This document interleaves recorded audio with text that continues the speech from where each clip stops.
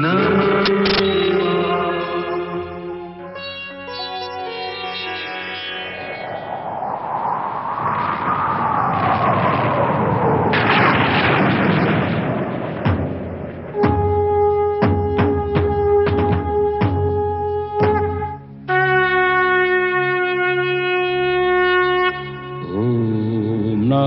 शिवाय। ओम नमः शिवाय। ओम नमः शिवाय। ओम नमः शिवाय। ओम नमः शिवाय।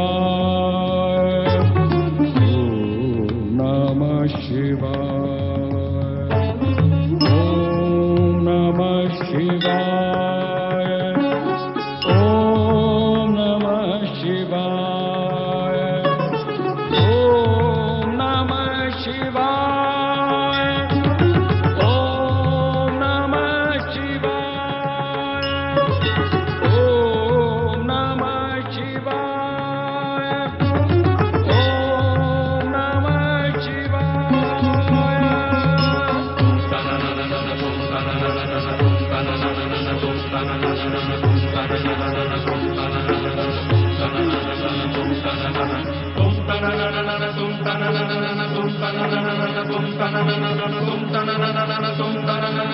ओम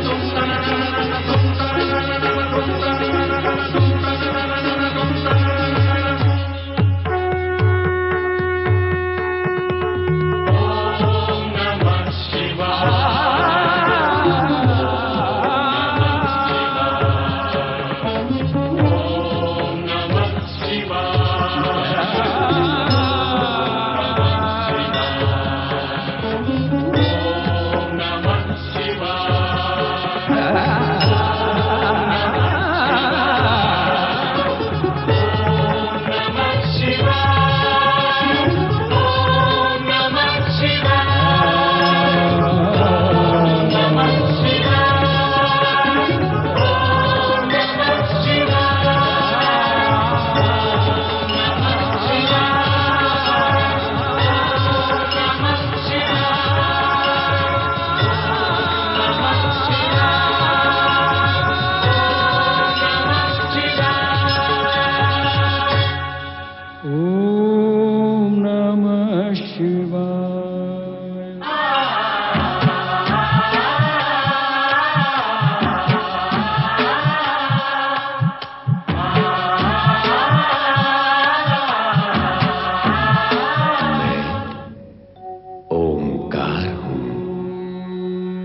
प्राणी मुझे स्थूल दृष्टि से देखे तो मैं शून्य हूं, और सूक्ष्म दृष्टि से देखे तो दीर्घाकार हूं।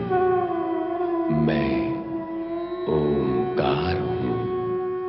मैना और हिमालय राज अपने पुत्र मैनाक के भविष्य और पुत्री पार्वती के विवाह के लिए चिंतित हैं।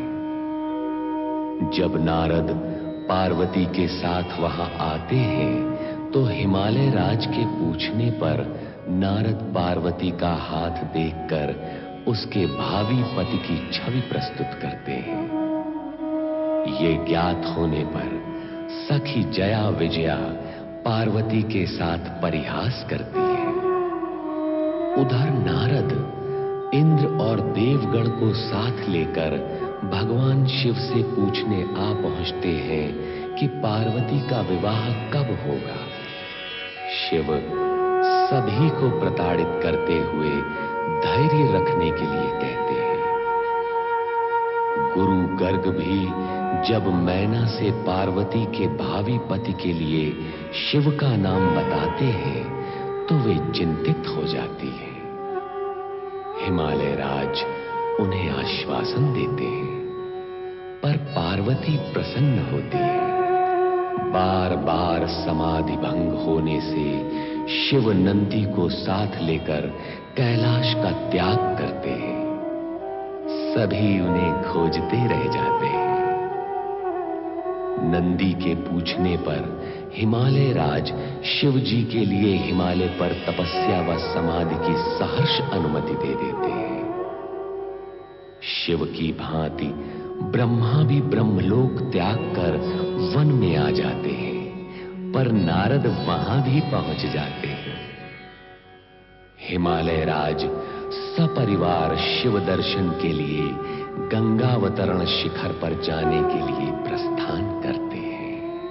हिमालय राज सपरिवार हिमगिरी शिखर पर भगवान शिव के दर्शन करते हैं। पार्वती जब भगवान शिव के समीप जाती है तो कैलाशपति की दिव्य दृष्टि पार्वती में देवी सती के रूप को देख लेती है। नहीं, सर्वथा नहीं, कदापि नहीं।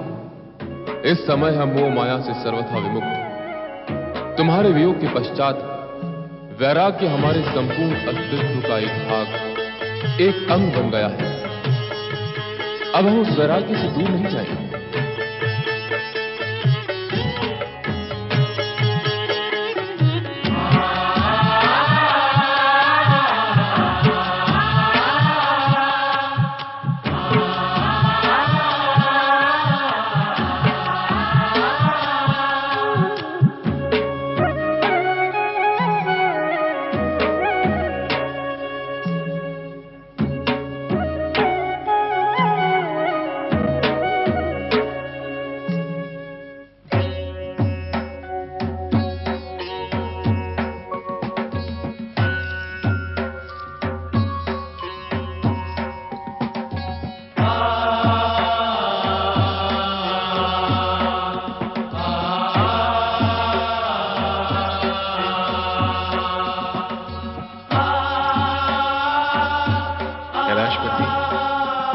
आपने हमारा आतिथ्य स्वीकार किया, यह हमारे लिए सौभाग्य की बात है। कृपा करके हमें आदेश दें कि हम आपकी सेवा सुविधा के लिए क्या कर सकते हैं। हिमालय राज, हम कैलाश त्याग कर एकांत की खोज में यहां आए हैं। हमें एकांत चाहिए, सेवा सुविधा नहीं। आपसे हमारा विशेष अनुरोध है कि इस ओर किसी को भी आने की अनुमति न दी जाए। जैसा आप चाहेंगे कैलाशपति, वैसा ही होगा। किंतु आपकी सेवा करने और आपके लिए सुविधा जुटाने से आप हमें वंचित न करें।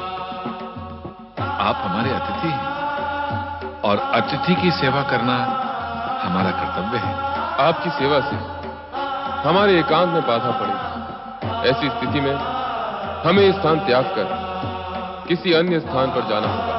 नहीं कैलाशपति, हम अपने अतिथि को अप्रसन्न कदापि नहीं कर सकते।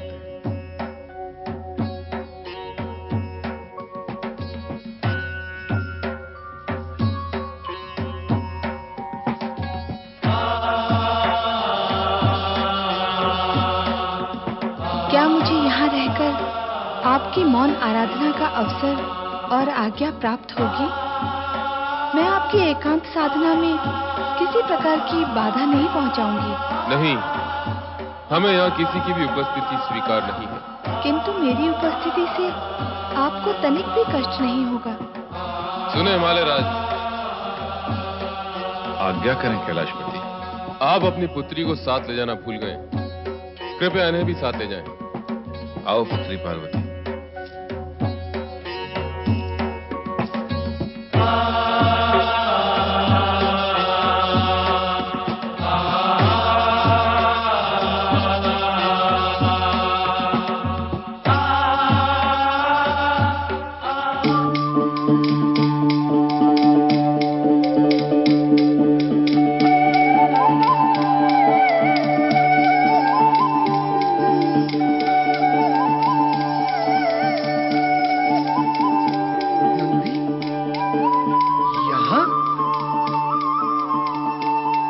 यदि नंदी यहाँ है तो नंदीश्वर भी अवश्य यही होंगे। जहाँ चंदन होगा सुगंधी वही होगी।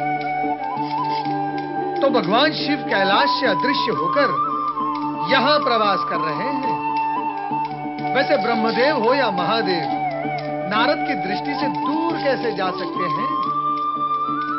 और नारायण तो मनवाणी से भी कभी दूर नहीं जाते। नारायण नारायण।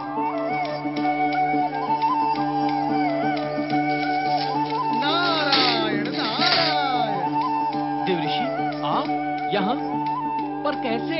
क्यों नंदी, हमसे बचकर भाग रहे हो?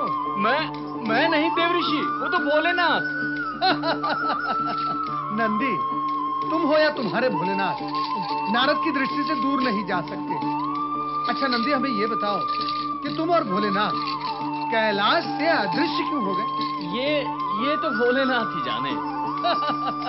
नारायण नारायण, तुम भी तो कुछ जानते होगे नंदी।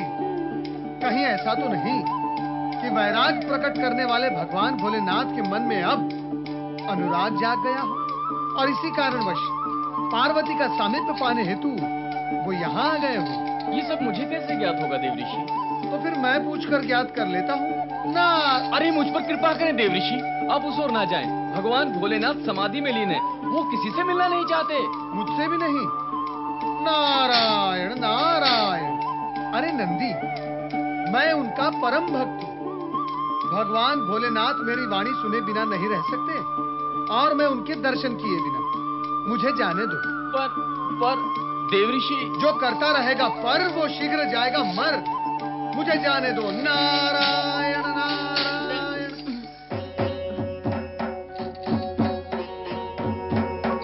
ओम नमो भगवते रुद्राय। ओम नमो भगवते रुद्राय। नारद, तुम यहाँ भी चले आए? क्या करूं भगवान, आपके दर्शन के बिना मुझे चैन कहां। भगवान, आप मुझे यह बताने की कृपा करें कि आप कैलाश त्याग कर यहाँ क्यों आ गए? हम एकांत खोजने यहाँ आए हैं और तुम हमारे एकांत में विघ्न न डालो।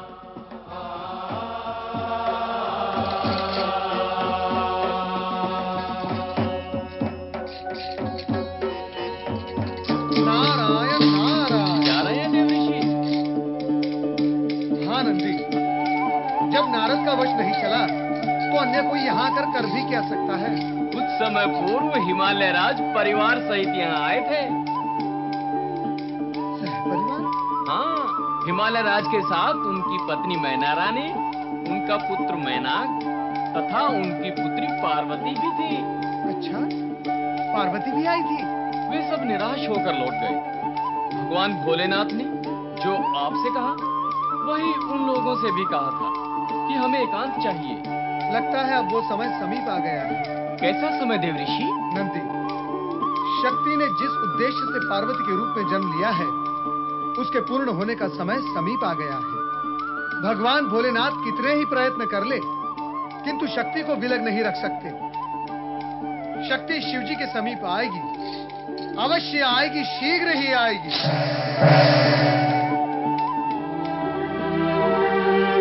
नहीं, हमें यहाँ किसी की उपस्थिति स्वीकार नहीं। हिमालय राज, आप अपनी पुत्री को साथ ले जाना भूल गए हैं।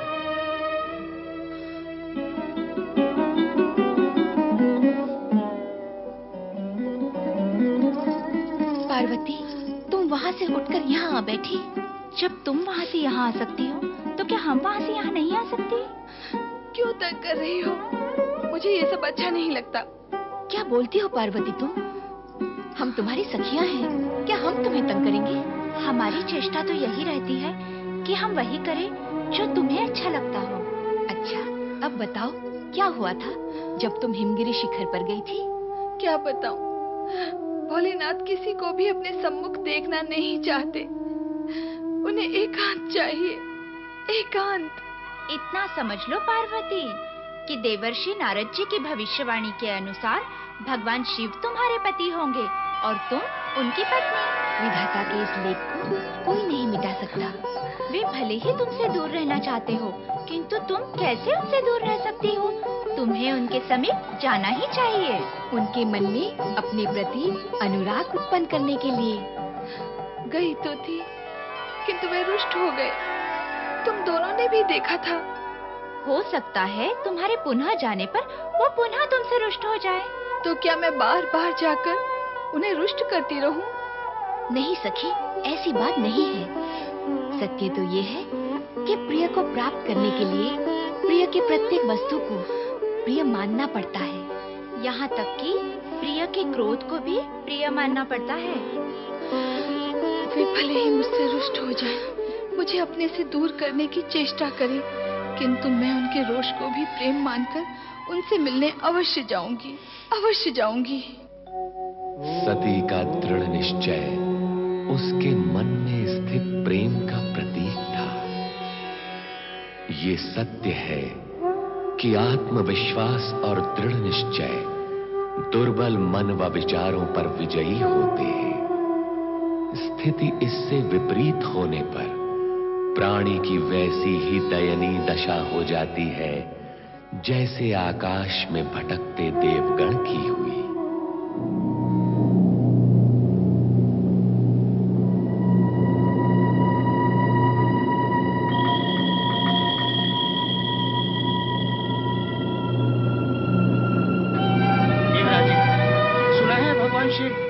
कैलाश से अज्ञातवास के लिए चले गए।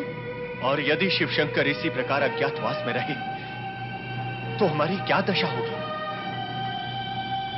अब तो तारकासुर के अत्याचार सहन नहीं होते देवराज। ब्रह्मदेव के पास सहायता के लिए जाते हैं तो वे कहते हैं प्रतीक्षा करो, अभी समय नहीं आया।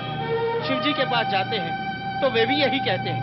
स्थिति यह है कि तारकासुर को वरदान ब्रह्मा जी ने दिया है और उसका वध केवल शिवपुत्र द्वारा ही होगा। अब तो ब्रह्मा जी भी ब्रह्मलोक में नहीं, वो भी कहीं अज्ञातवास में चले गए। ब्रह्मदेव और शिव जी का इस प्रकार अज्ञातवास में जाने का क्या कारण हो सकता?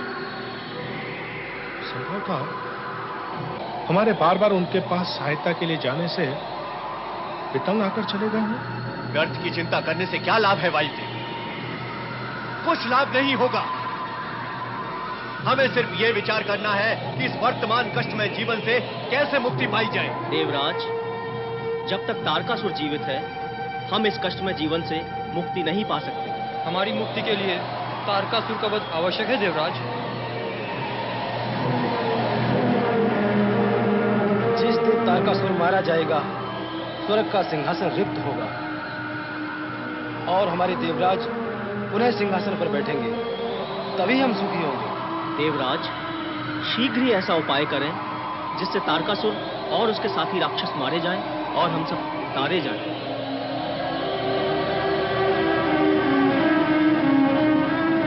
क्या उपाय किया जा सकता है सूर्यदेव? ब्रह्मदेव और महादेव से मिलने की दूर दूर तक कोई संभावना नहीं। पता नहीं ब्रह्मदेव क्यों इन राक्षसों को ऐसे ऐसे वरदान दे डालते हैं जो हमें ही कष्टों के कूप में डाल देते हैं। अनेक बार ऐसा हुआ है। जब भी ब्रह्मदेव ने किसी राक्षस को वरदान दिया है उसने देवताओं पर अत्याचार अवश्य किया है। मेरा विचार है कि हमें ब्रह्मदेव का स्मरण कर उनसे प्रार्थना करनी चाहिए कि वे शीघ्र ही तारकासुर के वध की व्यवस्था करें। अरे दुष्टों, हमारे स्वामी के विरुद्ध षड्यंत्र रच रहे हो। तुम उनका वध करना चाहते हो, इससे पहले कि हम तुम्हारा वध कर देंगे।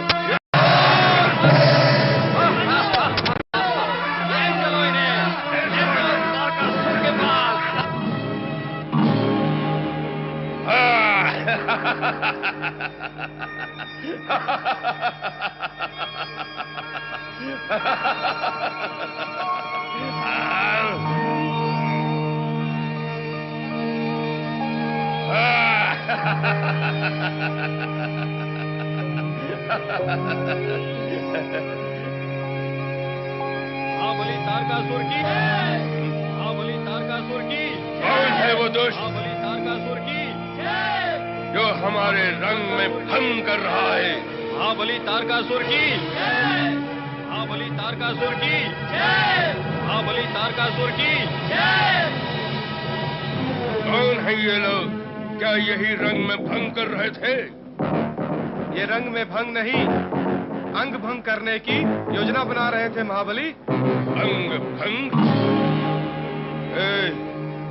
मदिरापान हम कर रहे हैं और मादकता तुम पर कैसे सवार हो गई? ये अंग भंग क्या होता है? ये देवता है, आपके विरुद्ध षड्यंत्र कर रहे थे। चुप! मैं जानता हूं कि ये देवता हैं और मैं ये भी जानता हूं कि ये मेरे विरुद्ध षड्यंत्र करते रहते हैं। ये अंग भंग क्या हुआ? राग रंग हो सकता है, रंगा रंग हो सकता है, और रंग में भंग भी हो सकता है। किंतु ये अंग भंग क्या होता है? अंग भंग का अर्थ होता है अंग को भंग करना। ए मूर्ख, तू हमको भी अपनी तरह मूर्ख समझता है? अरे दुष्ट, सभा भंग होती है, निद्रा भंग होती है, शांति भंग होती है, नियम भी भंग हो जाते हैं, पर ये अंग भंग कैसे हो सकते हैं? दैत्यराज, यदि अंग को कड़क से काट दिया जाए तो वो भंग हो जाता है। ओ, तो ऐसा अंग भंग करने की योजना बना रहे थे ये देवता। पर किसका अंग भंग करने की? आपका महाबली। क्या ये हमारा अंग भंग करना चाहते हैं? हाँ स्वामी, अंग यदि अधिक भंग हो जाए तो इससे मृत्यु हो जाती है। इसे वध करना भी कहते हैं। अर्थात ये हमारा वध करना चाहते हैं? इसीलिए तो हम इन्हें पकड़कर आपके पास लाए हैं महाबली। हमारे प्राण लेने वालों के हम प्राण लेंगे। इन्हें मृत्यु दंड दे दो, समाप्त कर दो इन्हें। जैसी आपकी आज्ञा महाबली। तारकासुर, ये अन्याय है, घोर अन्याय। महाबली तारकासुर, ये देवता परमपिता ब्रह्मा जी के वरदान से अमर हैं। तुम इन्हें प्राण दंड नहीं दे सकते। यदि तुमने इन पर अत्याचार किया तो ये भगवान भोलेनाथ की शरण में चले जाएंगे।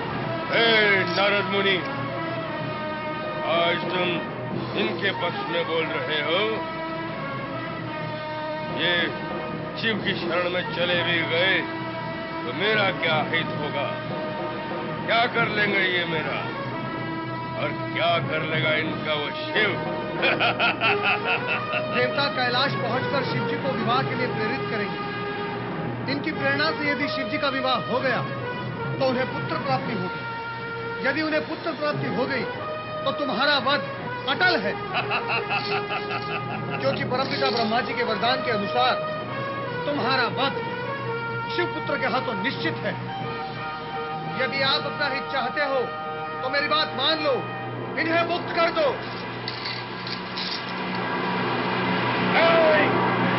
ये सब तुम्हारी रची हुई लीला है। मैं तुम्हें दंडित किए बिना नहीं छोड़ूंगा नारद।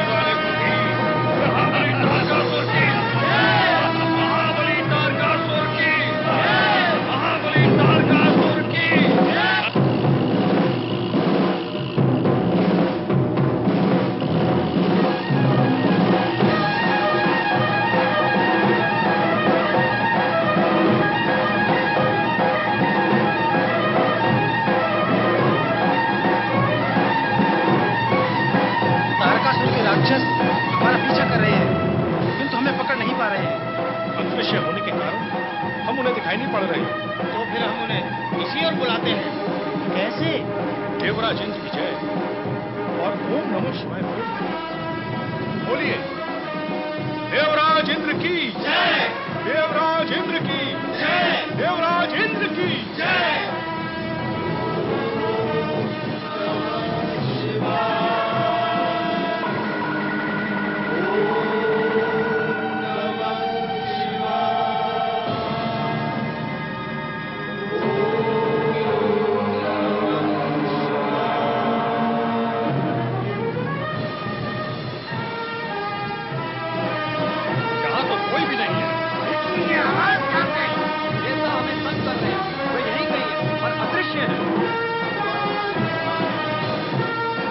देवता पृथ्वी की ओर भाग रहे हैं। हमें भी पृथ्वी की ओर चलना चाहिए।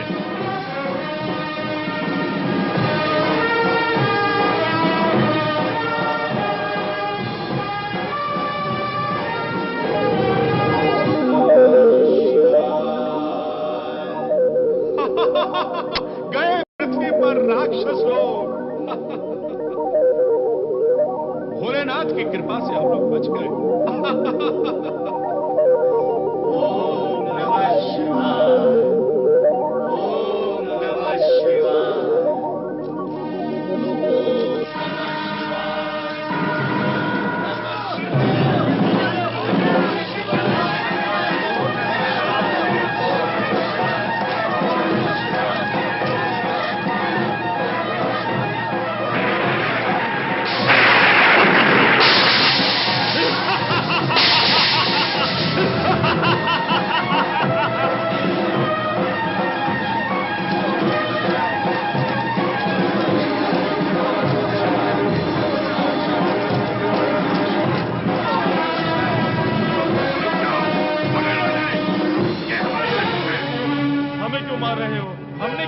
राक्षस भाई हमें जानो, हमें पहचानो। हम वही हैं जो तुम हो, हम तुम एक ही हैं, शत्रु नहीं मित्र हैं आपके। फिर इतना क्रोध क्यों? मैं दारुक हूँ, दारुक। ये क्षेत्र मेरे राज्य में आता है। मेरे राज्य में जो मेरा आदेश नहीं मानता उसे मैं जीवित नहीं छोड़ता हूँ। आपका कौन सा आदेश नहीं माना दारुक भैया? मैंने तुम लोगों को रुकने के लिए कहा, परंतु तुम नहीं रुके, इसलिए मुझे क्रोध आ गया, क्रोध। दारुक भैया, उन देवताओं के पीछे भागते हुए हमने तुम्हें देखा ही नहीं। भूल हो गई, क्षमा कर दीजिए। ठीक है, तुम कहते हो तो क्षमा कर देता हूँ, नहीं तो नहीं करता। परंतु तुम लोग कौन हो, यहाँ क्या कर रहे हो? हम स्वर्गाधिपति महाबली तारकासुर के सैनिक हैं। तारकासुर? हाँ, जिनका स्वर्ग पे राज है और जिन्होंने इंद्र को पराजित करके वहाँ राज स्थापित किया है। अरे तुम उस तारकासुर की बात कर रहे हो? हाँ, तुम पहचानते हो उन्हें? हाँ, मैं उसे बहुत अच्छी तरह से पहचानता हूँ। बचपन में तू कबड्डी खेलते थे हम। अरे वो तो मेरा शिष्य है। तो फिर तुम हमारे दादा गुरु हुए। अवश्य, हम तुम्हारे दादा गुरु हैं। परंतु तुम हमें ये बताओ, तुम यहाँ भगदड़ क्यों कर रहे हो? मैं तुम्हारी क्या सहायता कर सकता हूँ? उन देवताओं को पकड़ने के लिए हम उनके पीछे भाग रहे थे। देवता? इन देवताओं ने सदा राक्षस जाति को तंग किया है, परंतु मैंने उन्हें यहाँ भागते हुए नहीं देखा। वो दिखाई नहीं देते, अदृश्य होने की शक्ति होती है उन देवताओं में। बड़े दुष्ट और नीच होते हैं ये देवता, माया जाल फैलाकर हमें कष्ट पहुंचाते हैं। यदि मैंने उन्हें देख लिया होता तो दबोच लेता मैं उन्हें। वो तो तुम अब भी कर सकते हो दारुक दादा। हाँ, वो मैं अब भी कर सकता हूँ, परंतु मैं जानना चाहता हूँ तुम उनके पीछे क्यों पड़े हो? क्या बिगाड़ा है उन्होंने तुम्हारा? हमारे स्वामी महाबली तारकासुर को तंग करते रहते हैं। कैसे तंग करते हैं? देवराज इंद्र की जय बोलकर। देवराज इंद्र की जय बोलकर? ओम नमः शिवाय भी बोलते हैं। ये क्या होता है? क्या बोला तुमने? फिर से कहो। ओम नमः शिवाय। ये क्या होता है? ये मंत्र है, भगवान शिव का मंत्र है। शिव? शिव क्या होता है? देवता है, बड़े देवता है, देवताओं के भी देवता है, इसीलिए उन्हें देवादी देव कहते हैं। मुझसे भिड़ाओ उस देवताओं के देव को। ओम बोलना भूल जाएगा वो। वे ओम नहीं बोलते, वे स्वयं ही ओम है। होगा, ये सब मिलकर तुमको और तारकासुर को तंग करते हैं। देख लूंगा मैं इन सबको। पर दारुक दादा, देवता तो अदृश्य हैं, तुम्हें दिखाई नहीं देंगे। इसलिए तुम्हें जब देवराज इंद्र की जय अथवा ओम नमः शिवाय सुनाई दे तो उनकी उपस्थिति का ज्ञान हो जाएगा।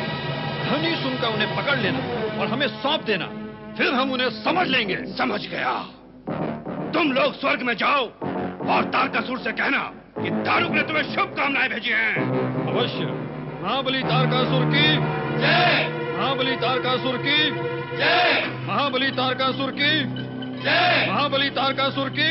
तारकासुर के अज्ञानी राक्षसों और दारुक को इस सत्य का तनिक भी ज्ञान नहीं था कि सर्वेश्वर भोलेनाथ ही इस जगत के नाथ और पालनहार हैं। ओमकार अर्थात मैं तो उनके अक्षर शरीर का प्रतीक ही हूं और पंचाक्षरी मंत्र ओम नमः शिवाय इस जगत का एकमात्र कल्याणकारी मंत्र है। सत्पुरुष जानते हैं कि देव दानव और मानव सभी के कल्याण हेतु व शुभ और मंगल कार्य को संपन्न करने का एकमात्र उपाय यह पंचाक्षरी मंत्र ओम नमः शिवाय ही है। अच्छा सुप्रिय, हमारी सबकी मंगल कामना है तुम्हारी ये जल यात्रा सुखद और सफल हो, तुम्हें व्यापार में लाभ मिले, भगवान शंकर तुम्हारी रक्षा करे। भगवान शिव की कृपा और आपके आशीर्वाद से सब ठीक ही होगा। अच्छा। ओम नमः शिवाय, ओम नमः शिवाय, ओम नमः शिवाय, ओम नमः शिवाय, ओम नमः शिवाय, ओम नमः शिवाय, ओम नमः शिवाय, ओम नमः शिवाय, ओम नमः शिवाय, ओम नमः शिवाय,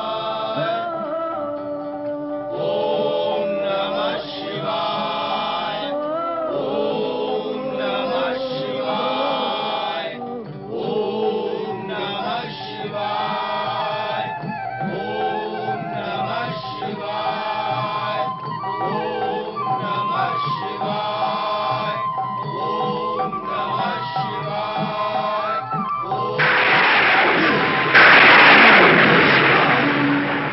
ओम नमः शिवाय। तारकासुर के सैनिक और सेनापति ने यही बताया था, यदि कोई ओम नमः शिवाय बोले उसे पकड़कर उन्हें सौंप देना।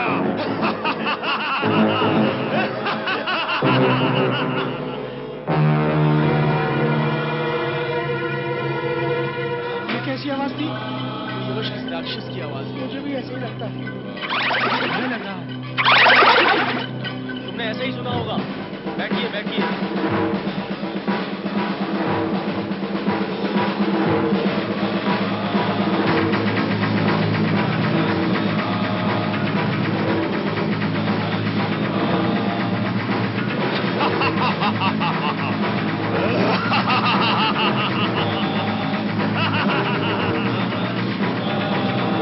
राक्षस ही है। तो हमें छोड़ेंगे नहीं। अब जीवित बचना तो पड़ रही है भैया। नहीं चलते। कोई भयानक आवाज है। सुप्री भैया, सुप्री भैया, भैया। लगता है राक्षस आक्रमण करने वाले हैं। कुछ कीजिए। भयभीत होने की आवश्यकता नहीं। भगवान शिव हमारे रक्षक हैं। ये दुष्ट राक्षस हमारा कुछ भी अहित नहीं कर सकते। सब प्रेम से बोलो। ओम नमः शिवाय, ओम नमः शिवाय, ओम नमः शिवाय।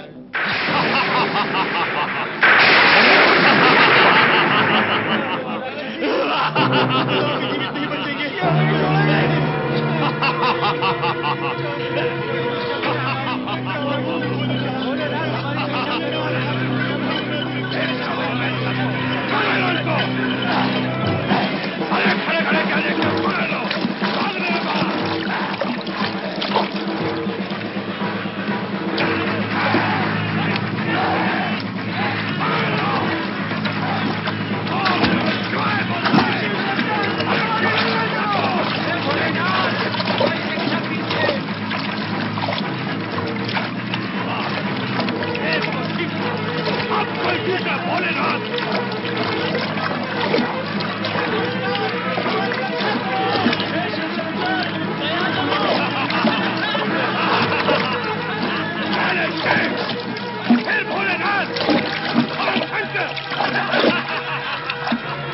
कितने बड़े देवताओं को बुलाएंगे ये छोटे मोटे देवता लोग। देखूंगा मैं सब देवताओं को। ले चलो इन देवताओं को बुलाती हो। हमें इनको राक्षसों को रोकना है। ले चलो चलो इन सबको। ले जाओ इन सबको। ले जाओ। चलो। ये हम कहाँ जा रहे हैं सुप्री भैया? हम तो व्यापार के लिए निकले थे। लगता नहीं कि हम जीवित बच पाएंगे। राक्षस हमें वन प्रदेश में क्या जीवित रखने के लिए ले जा रहे हैं? सुना नहीं था? बड़े राक्षस ने कहा था कि वो हमें तारकासुर को सौंपेगा। सबसे बड़ा दुख तो इस बात का है, हमने भगवान शिव की शरण ली और उनकी महिमा गाई, रक्षा के लिए उन्हें पुकारा, किंतु सब व्यर्थ गया। नहीं मित्र, भगवान की भक्ति कभी व्यर्थ नहीं होती। हो रही है, हो गई। नहीं मित्र, भगवान भी परीक्षा लेते हैं। इतनी कठोर परीक्षा कि प्राणों पर बनाए। भगवान अपने भक्तों को कष्ट और कठोरता की अग्नि में दबाकर कुंदन बनाना चाहते हैं। अरे ये क्या खुदर कर रहे हो? बंद कर दो इन्हें गुफा में।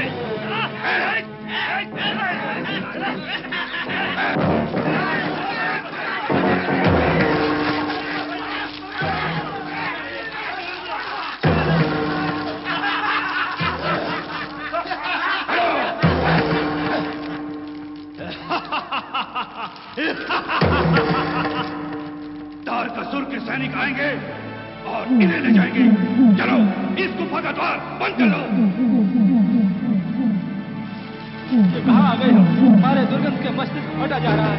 इन दुष्ट राक्षसों ने तो गुफा का द्वार भी बंद कर दिया। अब मृत्यु निश्चित है भाई।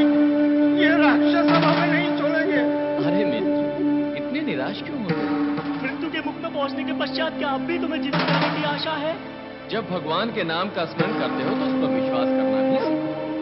जब विश्वास नहीं है तो केवल मुंह से जाप करते रहने से कोई लाभ नहीं है। जब तुम उसे अपना मानोगे तभी वो तुम्हारी पुकार सुनेगा। पुकारा तो था सुप्रिय भैया। पुकारने के पश्चात ये दुर्दशा हुई है। ये दुर्दशा नहीं, भगवान शिव की लीला है। चमक उत्पन्न करने के लिए वे अपने भक्तों को कष्ट की रगड़ से चमकाते हैं। बड़ी बड़ी बातें करने से कुछ नहीं होगा भैया। यहाँ से मुक्त होने का उपाय सोचो। हमारे सोचने से क्या होता है? जो होता है भगवान का सोचा हुआ ही होता है। वे हमारे विषय में अनुकूल सोचें। इसके लिए हमें उनके नाम का स्मरण करना होगा, उन्हें पुकारना होगा। तुम जैसा कहोगे वैसा ही करेंगे भैया। हम वैसा ही करेंगे भैया। कभी भगवान अपने भक्तों की परीक्षा लेते हैं तो कभी भक्त अपने संकटों से उभरने के लिए भोलेनाथ का नाम जाप करते हैं। पर भगवान भी परीक्षा लेते समय भक्त का धैर्य, भक्ति में उसकी निष्ठा और निस्वार्थ भाव देखकर ही भक्त पर कृपालु होकर उसके दुखों का निवारण करते हैं। यह अटल सत्य और ब्रह्म वाक्य है। यही दिव्य वाणी है। नमः शिवाय, नमः शिवाय।